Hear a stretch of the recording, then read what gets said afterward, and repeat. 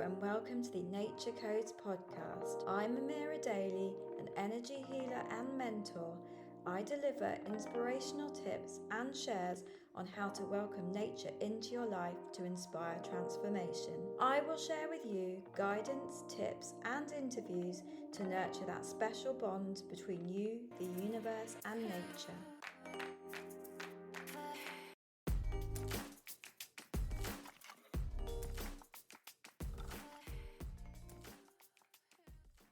Welcome back to the Nature Codes. I hope you've all been well and enjoyed the UK summer, or if you're in the Southern Hemisphere, you're now in your winter and the rainy season. So everywhere in the world, you're seeing this at a time when you're in different climates, environments, and locations. I just love how podcasts can take what I'm speaking about, or we can be together in this moment, but on different sides of the planet and in different environments, and I guess different struggles, and just be in one place just for the amount of time that a podcast goes on for, and I think that's just absolutely beautiful. So today I want to talk about sacred sites and energy lines and the information that I've been receiving from various sources and just really understanding and getting intuitive guidance on this week, and I just feel like it really connects to the earth. Sacred sites really connect us to the earth's energy and helps our well-being and our understanding of spirituality, and it's this beautiful synchronization between the earth's energy and our energy. And I feel like it's almost like a portal or a place of being where you're so connected and you're so at one with the earth. And I think that this isn't used as much as it should be in trying to calm our internal environment down, connect us to the positivity and loving, nurturing energy of the earth. I just want to talk a little bit about energy lines first, so you can understand what these are doing and how they run through the earth's energy system. So basically, we have an energy system in our bodies, and we have our chakra system, and the earth is living too, and so it has its own chakra system. So it has a heart chakra, a sacral chakra, all in different parts of the world. So where I am now, which is near Glastonbury, that is the world's heart chakra. And you can kind of work out the different chakras from where you are and where you're closest to. You might be close to the world's throat chakra, for instance, or the world's sacral chakra, and you can kind of work out the energies of that place. So it might be worth having a look into your nearest earth chakra. The energy lines run around the earth, and these are almost like how you bring energy throughout your body, and that is how the earth moves energy throughout its body as well. So these are called ley lines. These energy lines are very important to many spiritual, cultural, and metaphysical traditions around the world. And you'll find that when you're in a certain culture, they'll refer to them in different ways. And it's interesting how different traditional cultures around the world all know and are guided towards these energy lines on Earth. So these energy lines wrap around the Earth, almost like the latitude and longitudes of the Earth, but they are ley lines that can be detected through frequency. Dowsers use rods to detect where a ley line may be, with the rods moving in a certain way when they're directly over important energy line. From working all this out, we have then found that sacred sites are actually positioned on the ley lines. So these energy lines are naturally running through the earth, and the sacred sites have been positioned on these highways of energy. So this holds very powerful, holy and spiritual significance, because these sites are markers, if you like, of where the energies of the earth are most powerful. And when we're connecting to the earth and grounding and meditating, the earth's energy is very important, because the earth's energy affects our internal body. When we're meditating in nature, it brings the rhythms of the frequency of the earth internally into our body. When we're grounding, we are also rhythmically in tune with the heartbeat of the earth, if you like. These places are especially good for us. They're meditative.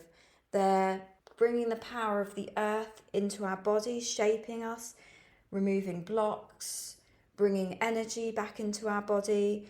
It is super powerful, and all of the traditional cultures of the world have recognized this for millennia.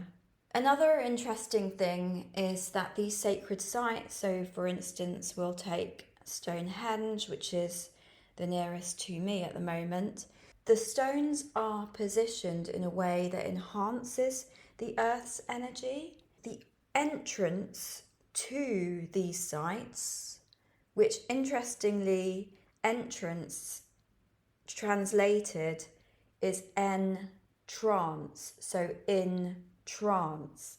So the entrance of sacred sites are the most potent and most powerful energies of the earth, because basically the structure is manipulating the energy in such a way that the entrance to the sites are the most powerful and most potent areas within the sacred sites. Another thing that's also interesting is the sacred sites are also thought of as living our sleeping pattern.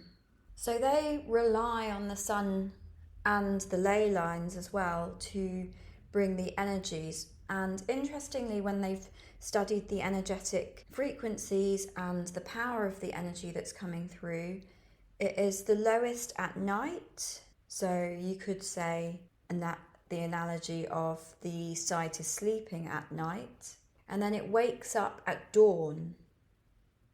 And the most powerful energy at these sacred sites is at dawn, when these structures are waking up. And so we can also see that in some traditions, like the Druids, they come on the solstice at dawn to be among the sacred sites, which then in turn is because the energies at these sacred sites are the most potent.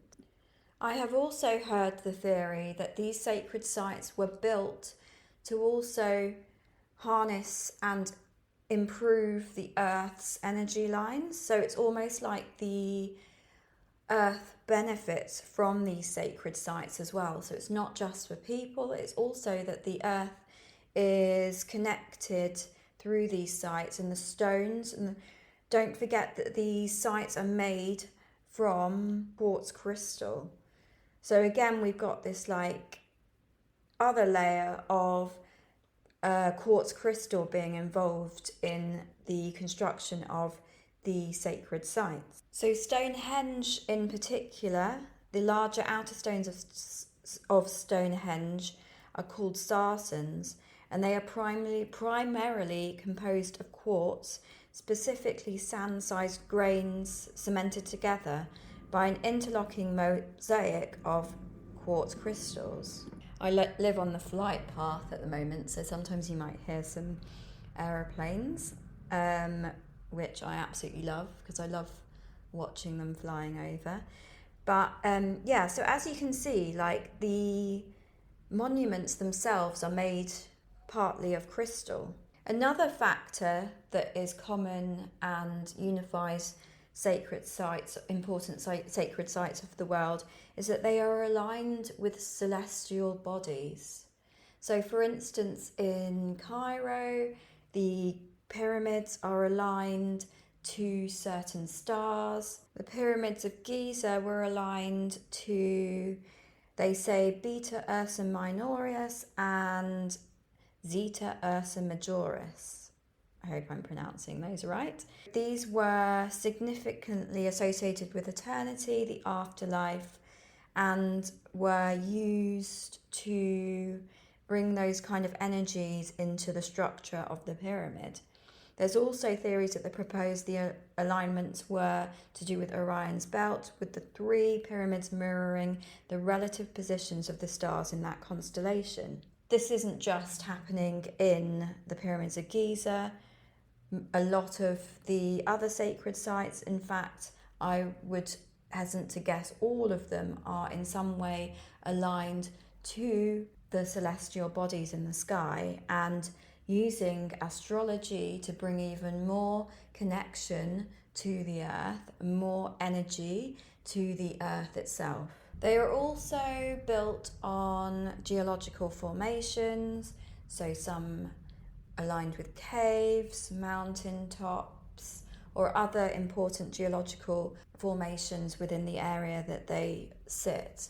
There's so many different aspects to these sacred sites, and they were there for humanity to use to connect to the astrology, so the planetary system, the energy lines, and also the god or the higher energy that was meant to be being reflected within those ancient sites. So you'll have different gods from Egypt, you'll have various other sites with the various gods, so Hindu gods or whichever were reflected in that culture at that time. But in essence, it makes no difference to us. The point is that these sacred sites are connected to a higher power. So these sites are almost described as vortex points or portals, and that is believed to radiate this energy which enhances meditation, healing, or intuitive abilities. The theory is, and this isn't a theory from one area, it is a joint theory from different tribes across the earth, which you can imagine couldn't have come from each other because they weren't connected at any point.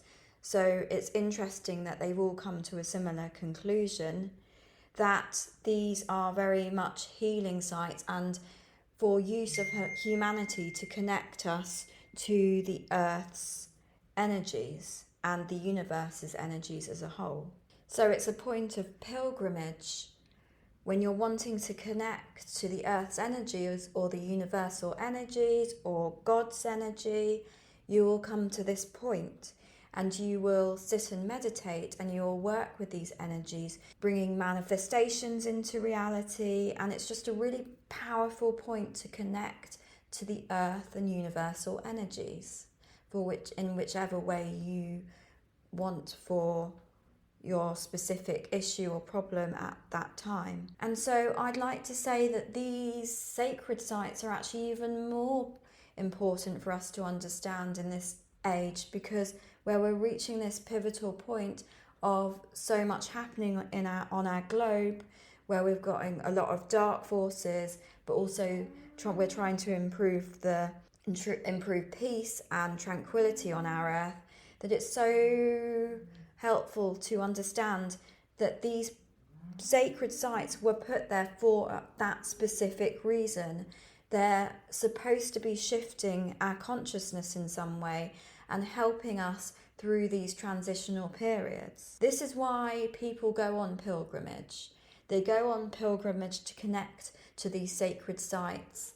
And I think pilgrimage is such a powerful thing. And we can all do our own pilgrimage in our own special way. Visiting this site doesn't just shift your mood or your energy, it also acts as a point of enlightenment. So these tribes and scholars and energies are also trying to activate things within your body which will help to enlighten you.